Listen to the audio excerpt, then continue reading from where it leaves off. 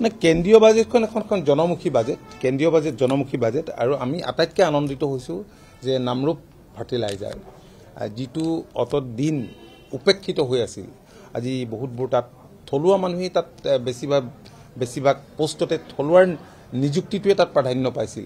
সেই মানুহখিনিও সদায় কয় আৰু সেই বৃহৎ অঞ্চলটোৰ ৰাইজে বা আমাৰ কৃষি বিভাগৰো এটা আমি সদায় এইটো কৃষি বিভাগে চকু ৰাখোঁ, কাৰণ ইউৰিয়াক লৈ আপোনালোকে দেখিছে যে কিমান কণ্ট্ৰভাৰ্চি হয়। ইউৰিয়া ছাপ্লাইক লৈ বাহিৰলৈ গৈছে, ইটো হৈছে সিটো হৈছে, চোৰাং হৈছে কিবাকিবি, কিন্তু এতিয়া ষ্ট্ৰীম লাইন হৈ গৈছে। হাৰৰ ক্ষেত্ৰত কোনো প্ৰব্লেম নাই। আমি এগ্ৰিকালচাৰ মাৰ্কেটিঙক জড়িত কৰাৰ পাছত তাতে নেনো ইউৰিয়াও যথেষ্ট এটা সকাহ দিছে।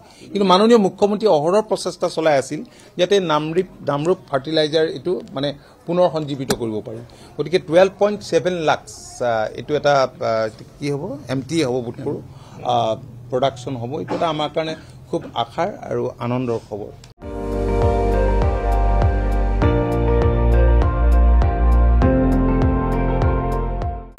আপুনি চাই আছে ND24, সৰ্বশ্ৰেষ্ঠ নহয় সৰ্বোত্তমৰ দৌৰ।